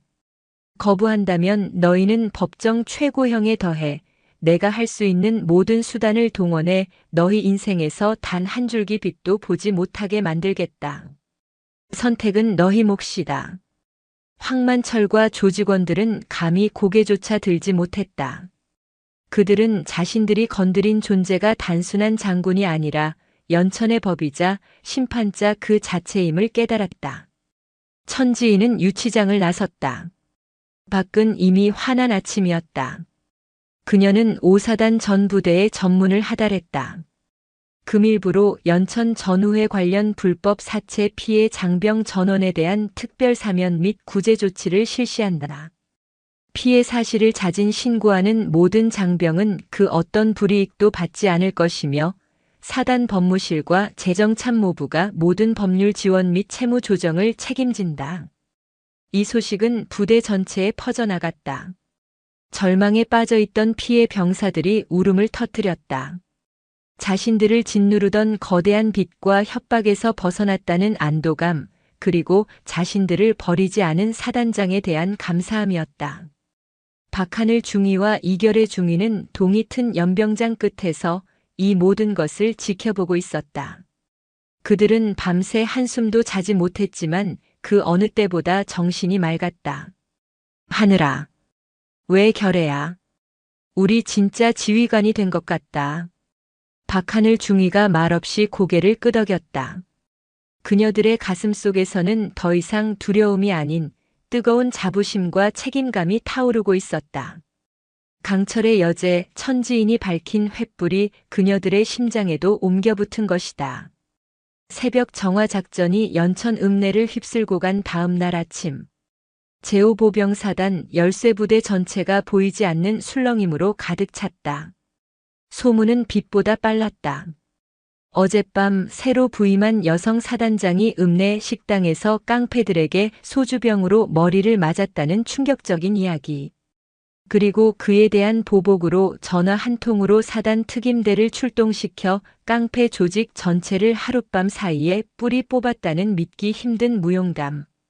병사들은 아침 점호 시간에도 식사 시간에도 훈련을 받으면서도 틈틈이 그 이야기를 나누었다. 진짜야? 사단장님이 직접? 우리 부대 특임대가 읍내를 다 뒤집어 놨대. 황만철 그 개새끼 군홧발에 밟혀서 질질 끌려갔다더라. 속이 다 시원하네. 나 그놈들한테 휴가 때 삥 뜯겨봤잖아. 그러나 이 소란 속에서도 부대 내 특정 병사들은 침묵을 지켰다. 그들은 환호하는 대신 극도의 불안감에 떨고 있었다. 바로 황만철 조직에게 불법 사체를 빌려 쓴 피해 병사들이었다. 조직이 와해된 것은 기뻤지만 동시에 자신들의 치부가 부대에 알려질까봐 두려웠다. 군대에서 돈 문제는 곧 징계 사유가 될 수 있음을 잘 알기 때문이었다. 그들의 불안감을 꿰뚫어 본 천지인 사단장은 새벽 정화 작전의 성공 보고를 받자마자 두 번째 명령을 하달했다. 금일부로 사단 강당에 장병 금융 피해 구제센터를 설치한다. 그녀의 명령은 신속했다. 사단 법무실, 재정참모부, 그리고 군사경찰대 수사관들로 구성된 임시기구가 즉각 꾸려졌다. 그리고 전 부대에 다음과 같은 사단장 명의의 공문이 하달되었다. 이번 연천 전우회 사건의 피해 장병들에게 알린다. 본관은 사단장으로서 내 부하들이 범죄의 표적이 되도록 방치한 지휘 책임을 통감한다. 이에 금일부로 피해 사실을 잦은 신고하는 모든 장병에게 그 어떠한 징계나 불이익도 없을 것임을 약속한다. 또한 사단이 확보한 황만철 조직의 불법 이익금 전액을 동원하고 필요시 사단 복지 기금을 활용하여 장병들의 모든 불법 채무를 즉각 변제 및 조정할 것이다. 이것은 시해가 아닌 지휘관의 의무다. 공문이 각 부대 게시판에 붙고 중대장들을 통해 전파되자 비로소 굳게 닫혀있던 피해 병사들의 마음이 움직이기 시작했다. 박하늘 중위와 이결의 중위는 그 구제센터의 현장 안내 및 상담 보조 임무를 맡았다. 어젯밤에 피로가 가시지 않은 얼굴이었지만 두 사람의 눈빛은 그 어느 때보다 진지했다. 오전 9시 센터 문이 열렸다. 처음에는 아무도 오지 않았다. 모두가 서로의 눈치만 살폈다. 바로 그때 한 일병이 강당 입구에서 망설이고 있었다. 27연대 소속의 김민준 일병. 어젯밤 박하늘 중위가 장부에서 발견했던 바로 그 이름이었다. 박하늘 중위는 그를 보자마자 심장이 쿵 내려앉는 것을 느꼈다. 그녀는 어젯밤 자신이 그토록 무지했다는 사실에 치를 떨었다. 그녀는 김일병에게 다가갔다. 김일병. 충성. 중위님. 김일병은 박중위를 보자마에 쓰자 겁에 질린 표정으로 경례했다. 자신의 소대장은 아니지만 같은 부대 직할 중대에 근무하는, 그것도 707 출신으로 유명한 무서운 여군 장교였기 때문이다. 여기엔 어쩐 일이지? 아닙니다. 그냥 지나가던 길이었습니다. 김일병이 황급히 돌아서려 했다. 어젯밤 황만철이 잡혀갔다는 소식은 들었지만 그가 자신에게 돈을 빌려줬다는 사실이 알려지면 부대 생활이 끝장날 것이라 생각했다. 박하늘 중위는 그의 앞을 막아섰다. 김민준 일병. 그녀가 김일병의 관등 성명과 이름을 정확히 불렀다. 김일병의 어깨가 굳었다. 어젯밤 나도 그 식당에 있었다. 사단장님과 함께. 네. 황만철 그놈한테서 장부를 빼앗았어. 내 이름 거기 있더라. 김일병의 얼굴이 새하얗게 질렸다. 그는 다리가 풀려 그 자리에 주저앉을 뻔했다. 끝났다고 생각했다. 어머니 녹내장 수술비 때문에 300만 원. 맞나? 김일병의 눈에서 눈물이 터져나오기 시작했다. 그는 고개를 푹 숙인 채 아무 말도 하지 못했다. 박하늘 중위는 그 앞에 쪼그리고 앉아 눈높이를 맞췄다. 어젯밤 천지인이 자신들에게 했던 말을 떠올렸다. 지휘관은 부하의 고통을 마주하는 순간에 탄생한다. 미안하다. 박중위의 입에서 나온 말은 질책이 아닌 사과였다. 중위님, 우리가 너희 지휘관들이 너희가 그런 고통을 겪고 있는지 몰랐다. 고작 300만 원 때문에 그 악마 같은 놈들에게 머리를 조아리고 가족까지 협박당하게 만들어서 정말 미안하다. 박하늘 중위의 목소리가 떨렸다. 그녀는 어젯밤 식당에서 공포에 질려 울던 자신의 모습, 그리고 이 장부 하나를 보고 충격에 빠졌던 자신의 모습을 떠올렸다. 사단장님께서 약속하셨다. 아무 불이익 없을 거라고. 내가 내 중대장님께 직접 이야기할게. 내 잘못 아니야. 넌 피해자야. 알겠어? 김일병은 참았던 울음을 터뜨렸다. 그동안 누구에게도 말하지 못했던 서름이었다. 홀어머니의 수술비를 구하기 위해 전전긍긍하다 손을 댄 불법 사채. 원금 300만 원은 불과 3달 만에 이자가 붙어 2,800만 원이 되어 있었다. 휴가 때마다 협박 전화에 시달렸고 어머니 혼자 사는 집에 찾아가겠다는 말에 밤마다 악몽을 꾸었다. 중위님 흑 감사합니다. 정말 감사합니다. 박하늘 중위는 말없이 김일병의 등을 두드려 주었다. 그녀는 더 이상 707의 특수요원이 아니었다. 부하의 눈물을 닦아주는 진정한 지휘관으로 거듭나고 있었다. 이결의 중위 역시 비슷한 상황을 맞이하고 있었다. 그녀는 피해 병사들의 서류를 접수하며 그들의 기구한 사연들을 듣고 있었다. 아버지의 도박빚, 동생의 학자금 이유는 달랐지만 모두가 절박한 상황에서 범죄의 덫에 걸려든 어린 청년들이었다. 이결의 중위는 접수된 서류를 들고 곧장 사단장실로 향했다. 사단장님, 현재까지 접수된 피해 장병 총 127명입니다. 피해 원금 합계만 약 4억 원, 이들을 상대로 한 불법 추심 이자액은 30배가 넘는 120억 원에 달합니다. 보고를 받는 천지인의 얼굴이 강철처럼 굳어졌다. 127명. 그녀가 눈을 감았다. 오사단 병력의 극히 일부라 할지라도 100명이 넘는 병사들이 지옥 속에서 군 생활을 하고 있었다는 뜻이었다. 법무실장은 네, 사단장님. 확보한 황만철 조직의 은닉 재산, 즉시 동결 및 환수 절차 진행해 검찰과 협조해서 단 한 푼도 못 빼돌리게 해. 알겠습니다. 이미 조치 중입니다. 재정참모. 네. 환수 절차에 시간이 걸린다. 우선 사단복지기금에서 4억 원 전액을 긴급 집행한다. 오늘부로 피해 장병들의 원금 채무를 우리가 먼저 모두 변제한다. 네. 사단장님 4억 원 전액을 말입시니까? 기금 운용에 무리가. 재정참모가 당황해서 반문했다. 무리가 와도 집행해. 천지인이 책상을 내리쳤다. 내 병사들이 밖에서 수천만 원짜리 빚쟁이로 낙인 찍혀 있는데 사단이 돈 아까워서 그걸 방치했다는 말인가? 당장 집행해. 돈이 모자라면 내 월급이라도 내놓겠다. 이것은 비용이 아니라 무너진 우리 부대의 사기를 다시 세우는 투자다. 명령 받들겠습니다. 천지인의 결단은 거침이 없었다. 그녀는 이결의 중위를 돌아보았다. 이중위. 지금 당장 김민준 일병 어머니 연락처 받아와. 네. 김일병 어머님 말입니까? 그래. 법무실장과 함께 국군수도병원 안과 최고 전문의에게 직접 연락해.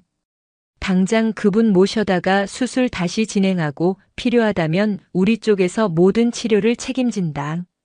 빚만 갚아주는 게 능사가 아니야. 그 고통의 근원부터 뽑아내야 한다. 알겠습니다. 이결의 중위는 온몸에 전율이 흐르는 것을 느꼈다. 이것이 자신이 그토록 따르고 싶었던 지휘관의 모습이었다. 적을 섬멸하는 냉철함, 그리고 부하를 끌어안는 뜨거움. 그날 오후 김민준 일병은 중대장실에서 어머니와 영상통화를 했다. 아들, 이게 무슨 일이냐? 웬 군인 아저씨들이 와서 나를 병원으로 모시더니 당장 수술 날짜를 다시 잡아야 한다고. 엄마. 그리고 빚은 다 해결됐다고 절대 그놈들한테 돈 갚지 말라고 하더라. 아들, 너 괜찮은 거냐? 김일병은 눈물만 쏟아냈다. 괜찮으냐는 어머니의 물음에 그는 태어나서 처음으로 가슴 깊은 곳에서 우러나오는 안도감을 느꼈다. 엄마 나 괜찮아. 우리 사단장님이 우리 부대가 나 지켜줬어. 박하늘 중위는 그 통화를 짐짓 못 본 척 중대장실 밖에서 하늘을 올려다보았다. 연천의 하늘은 유난히 맑았다. 그녀는 자신의 어깨에 걸린 중위 계급장이 오늘따라 유난히 무겁고 또 유난히 자랑스럽게 느껴졌다.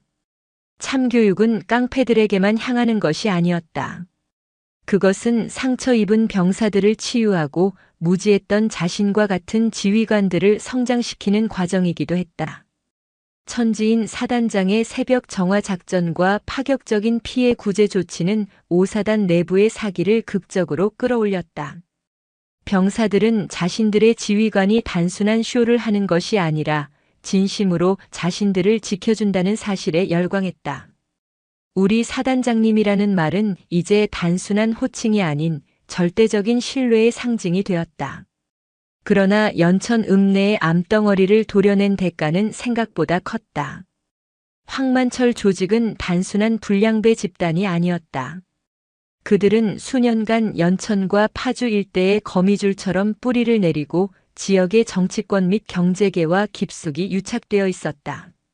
천지인이 걷어찬 것은 벌집이 아니라 지뢰밭 그 자체였다. 작전 종료 이틀 후 사단장 집무실에 붉은색 직통 전화기가 요란하게 울렸다. 육군 본부나 군단 사령부가 아닌 외부 기관과 연결된 비화기였다. 천지인이 수화기를 들었다. 소장 천지인입니다. 수화기 너머에서는 중후하지만 잔뜩 날이 선 남성의 목소리가 들려왔다. 천사단장, 나 국회 국방위원회 소속 양민수 의원입니다. 양민수 의원, 연천, 파주 지역을 기반으로 하는 다선 의원이었다. 그는 새벽 정화 작전으로 체포된 군납업체 사장 김모 씨와 사돈 관계였다. 의원님, 무슨 일이십니까? 천지인의 목소리는 평온했다. 무슨 일이냐고? 지금 천사단장 제정신이야?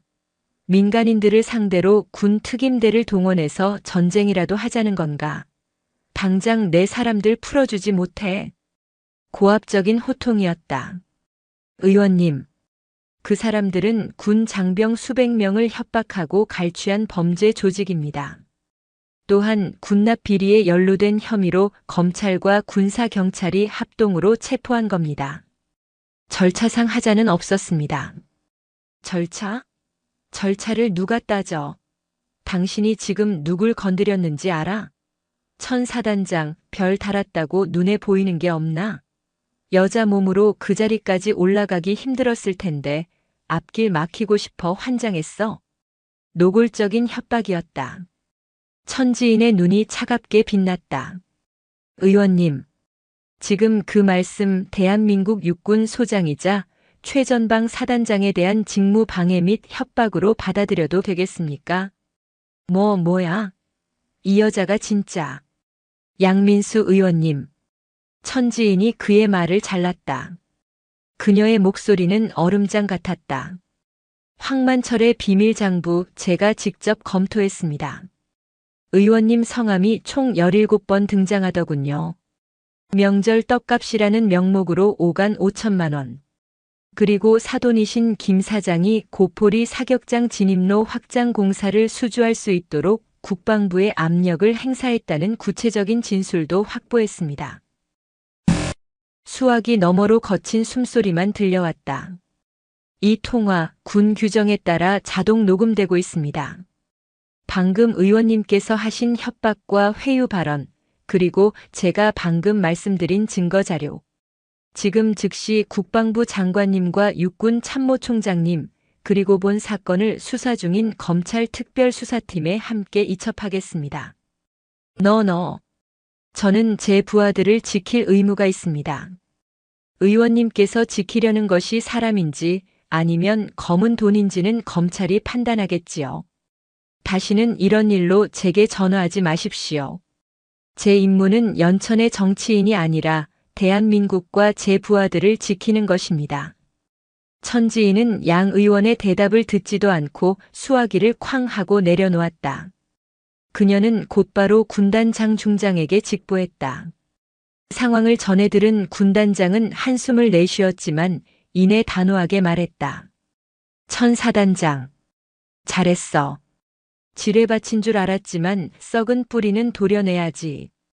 정치권 압력은 내가 막을 테니 자네는 부대 안정과 피해 장병 구제에만 집중해.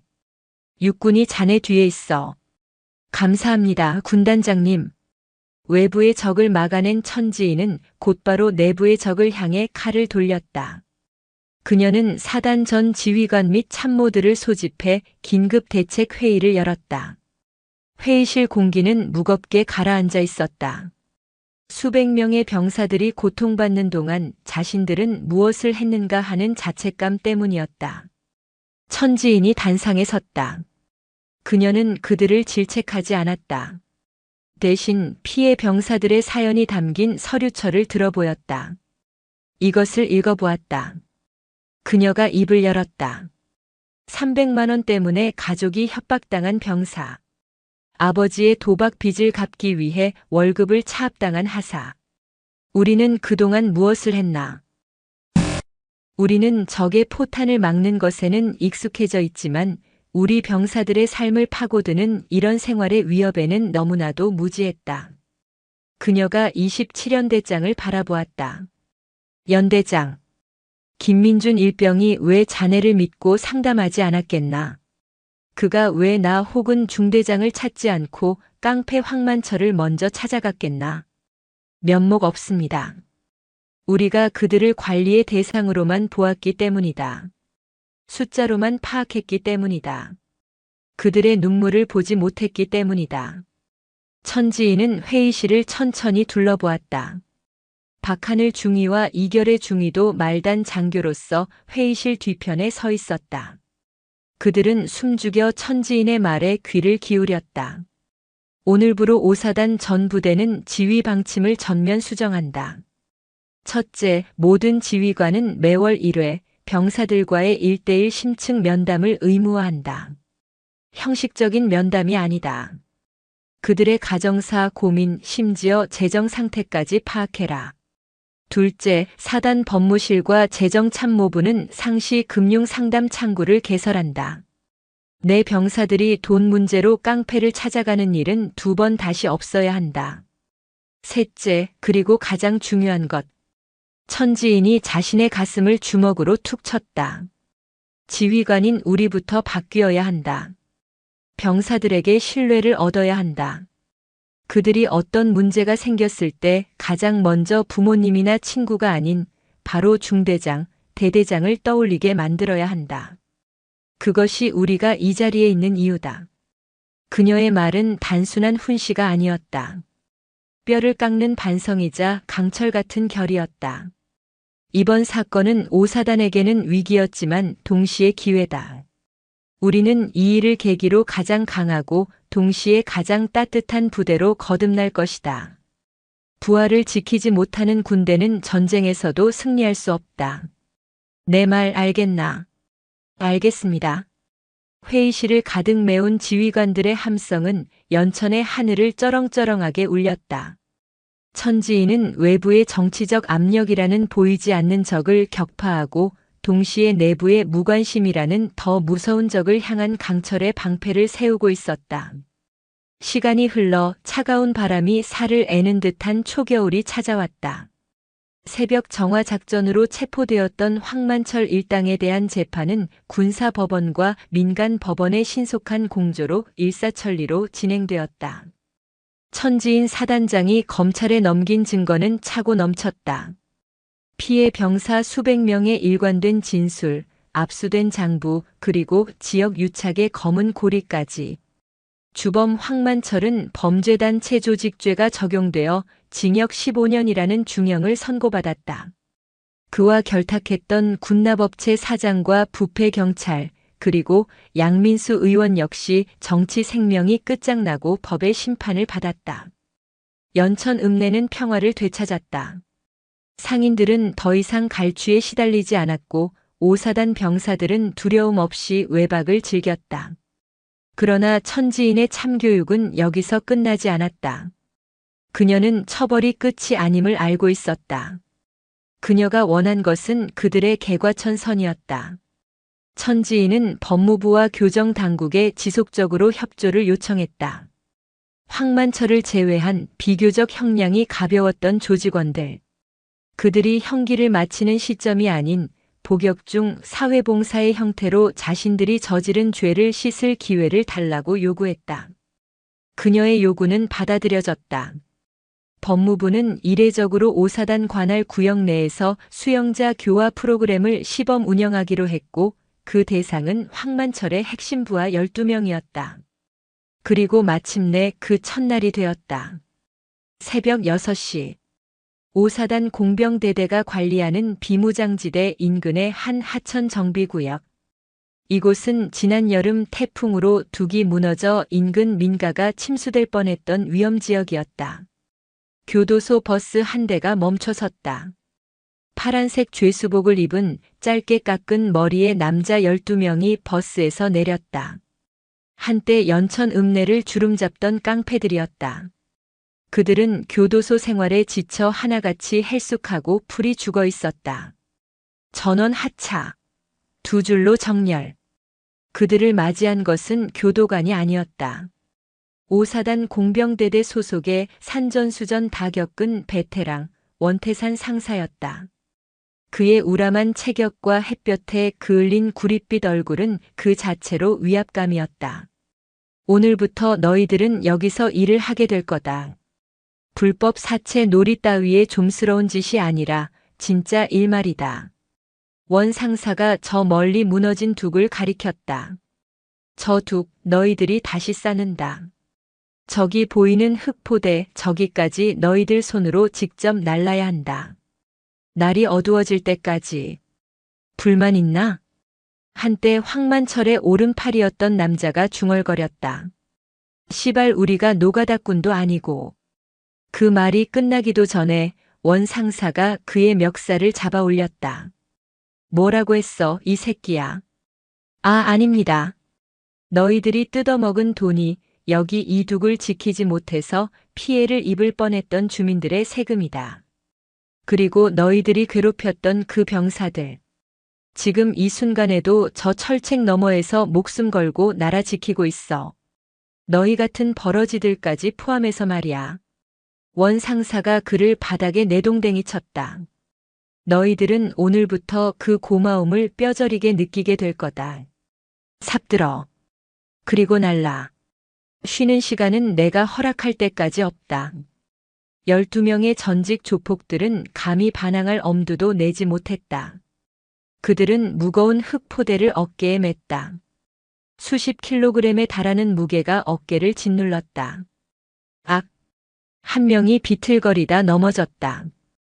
흙포대가 터지며 젖은 흙이 그의 얼굴을 뒤덮었다. 엄살 부리지 마. 일어서. 내가 싼 똥, 내가 치워. 원 상사의 불호령이 떨어졌다. 그들은 평생 해본 적 없는 고된 노동을 시작했다.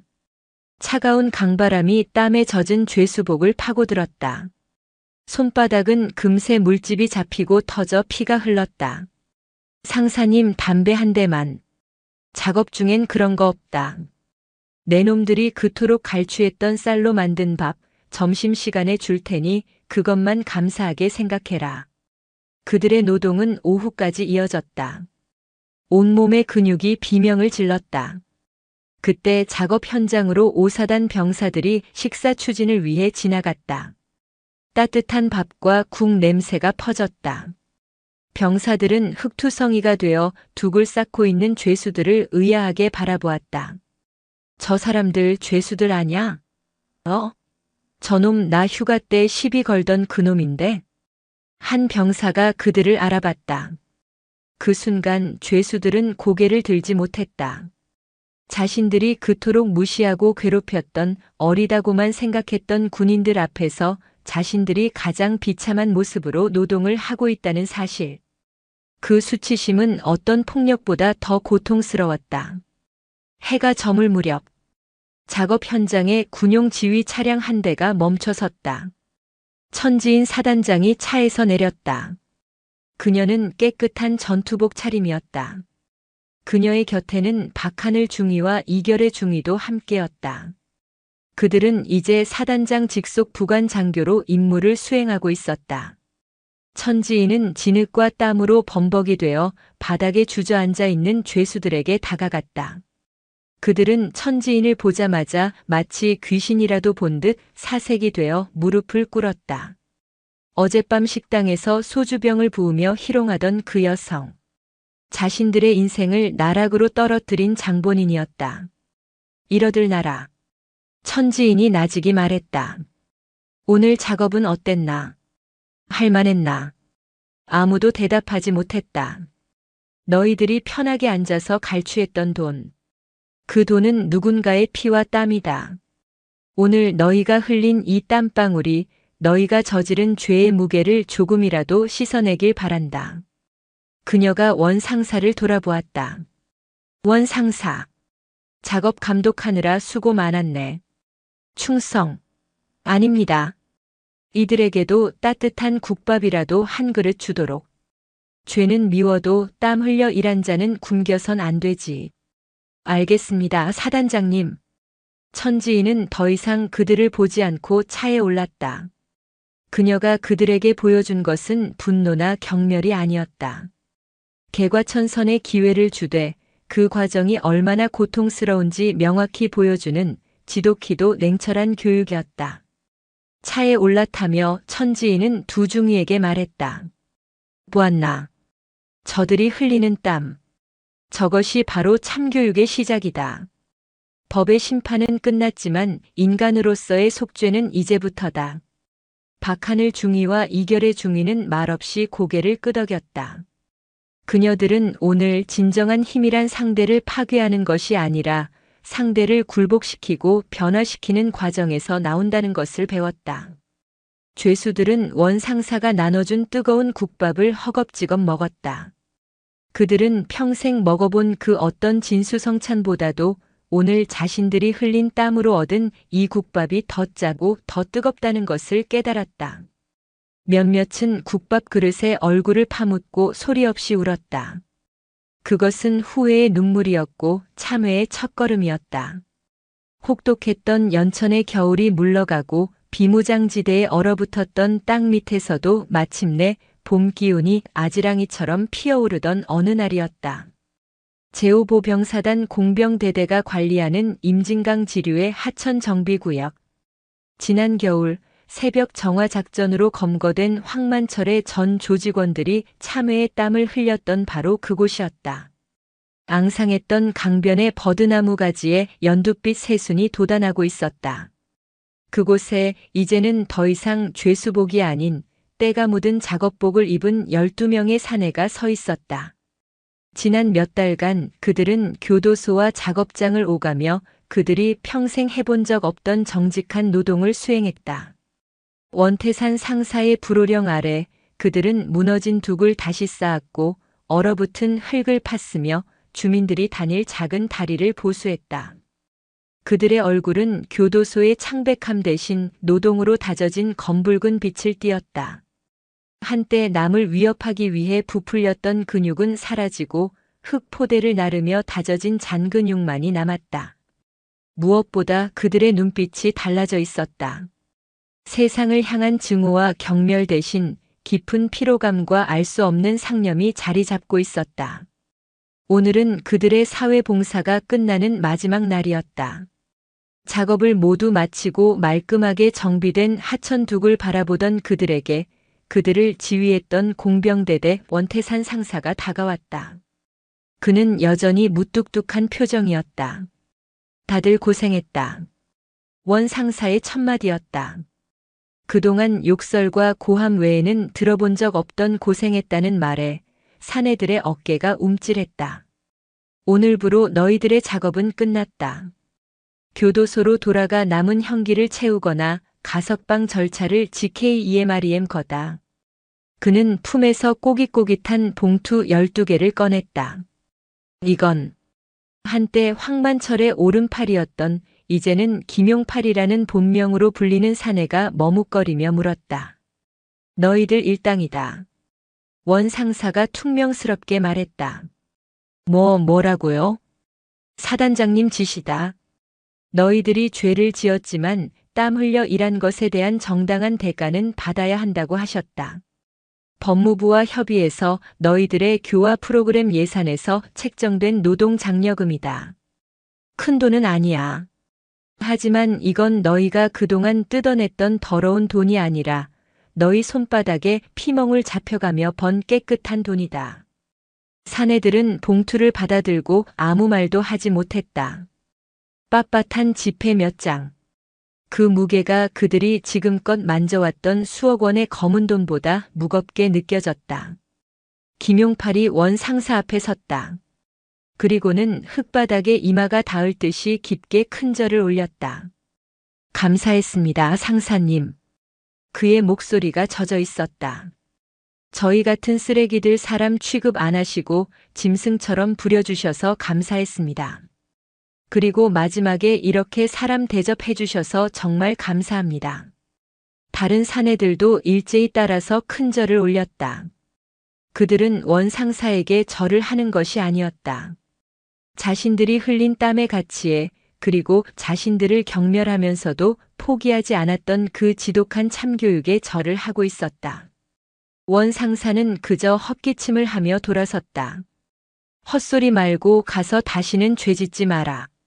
다음에 이 근처에서 얼쩡거리다 내 눈에 띄면 그땐 둑이 아니라 내 놈들 뼈를 묻을 줄 알아라. 그의 뒷모습을 보며 사내들은 처음으로 뜨거운 눈물을 흘렸다. 몇 주가 더 흘렀다. 연천 읍내의 통일볼살. 그날의 끔찍했던 사건이 벌어졌던 식당은 이제 언제 그랬냐는 듯 활기를 되찾았다. 황만철 조직이 사라진 후 상인들은 더 이상 보호비를 뜯기지 않았고 거리는 평화로웠다. 식당 주인은 바쁜 저녁 장사를 준비하고 있었다. 그때 식당 문이 열리고 한 무리의 사내들이 들어섰다. 쭈뼛거리는 발걸음, 어색한 표정. 식당 주인은 그들을 보고 순간 얼어붙었다. 그날의 깡패들이었다. 아니 당신들은. 식당 주인이 공포에 질려 뒤로 물러섰다. 그러자 김용팔이 황급히 손사래를 쳤다. 사장님, 오해 마십시오. 저희 해코지하러 온 거 아닙니다. 그는 그 자리에 무릎을 꿇었다. 함께 온 동료들도 모두 무릎을 꿇었다. 저녁을 먹으러 왔던 손님들의 시선이 일제히 그들에게 쏠렸다. 사장님, 그날 저희가 죽을 죄를 졌습니다. 사단장님께 저지른 짓은 물론이고 사장님 가게에서 행패 부리고 기물 파손한 거 정말 죄송합니다. 김용팔이 품에서 봉투 하나를 더 꺼냈다. 원 상사에게 받았던 그 노동 장려금을 모두 모은 돈이었다. 이건 저희가 그날 부순 기물값입니다. 턱없이 부족한 거 압니다. 하지만 이건 저희가 피땀 흘려번 돈입니다. 받아주십시오. 식당 주인은 어안이 벙벙했다. 그리고 저희 사단장님과 약속했습니다. 김용팔이 일어섰다. 저희 연천 나눔 봉사대라는 걸 만들었습니다. 아직은 허가도 못 받은 작은 모임이지만 저희가 그동안 힘으로 빼앗았던 만큼 이제는 이 힘으로 이웃들을 돕기로 했습니다. 그날 이후 연천 읍내에는 이상한 소문이 돌기 시작했다. 시장에서 무거운 짐을 나르는 할머니가 계시면 어디선가 우락부락한 사내들이 나타나 짐을 들어다 주었다. 비가 새는 독거노인의 집 지붕을 고치고 연탄을 날랐다. 그들은 예전의 연천 전우회처럼 위협적이었지만 그 힘을 오로지 선한 일에만 썼다. 그들은 천지인에게 받은 참교육을 그들만의 방식으로 개과천선하여 세상에 돌려주고 있었다. 같은 시각 대한민국 최전방 제5보병사단 일반전 초지오피 철책선. 봄바람이 철책을 스치며 낮은 소리를 냈다. 천지인 사단장이 박하늘 중위, 이결의 중위와 함께 길고 긴 철책을 걷고 있었다. 지난 몇 달간 두 중위는 단순한 피해 증인에서 사단장 직속 부관으로 발령받아 천지인을 그림자처럼 보좌했다. 그들은 새벽 정화 작전의 후속 조치, 피해 병사 구제 프로그램 운영, 그리고 부패 정치인 척결 과정까지 사단장이 어떻게 거대한 부대를 이끌고 적과 싸우며 부하를 지키는지 가장 가까이에서 지켜보았다. 그들은 더 이상 식당에서 겁에 질려 울던 풋내기 장교가 아니었다. 김민준 일병, 지금은 어떻지? 천지인이 철책 너머를 응시하며 물었다. 박하늘 중위가 망설임 없이 보고했다. 네, 사단장님. 김일병은 어머님 수술 무사히 마치고 지난 분기 특급 전사로 선발되었습니다. 현재는 분대장 교육을 받고 있으며 신병들이 들어오면 가장 먼저 사단 금융상담 창구부터 소개하는 훌륭한 선임이 되었습니다. 27연대에서 가장 모범적인 용사입니다. 다른 피해 장병들은 이결의 중위가 이어서 보고했다. 총 127명의 피해 장병 전원, 불법 채무 완제 조치되었습니다. 이탈자나 징계자 없이 모두 성실히 복무 중이며 특히 박탈감이 컸던 하사 인원들은 이번 일을 계기로 부대에 대한 충성심이 더욱 높아졌습니다. 사단 전체의 상담 건수는 3배 증가했지만 사고율은 오히려 절반으로 감소했습니다. 천지인이 걸음을 멈췄다. 그녀가 두 사람을 돌아보았다. 그녀의 눈에는 따뜻한 미소가 감돌고 있었다. 너희도 많이 컸구나. 사단장님. 이제 내 곁에서 배울 것은 다 배운 것 같다. 너희들은 훌륭한 특수요원이 될 자질을 가졌지만 나는 너희가 더 훌륭한 지휘관이 되기를 바랐다.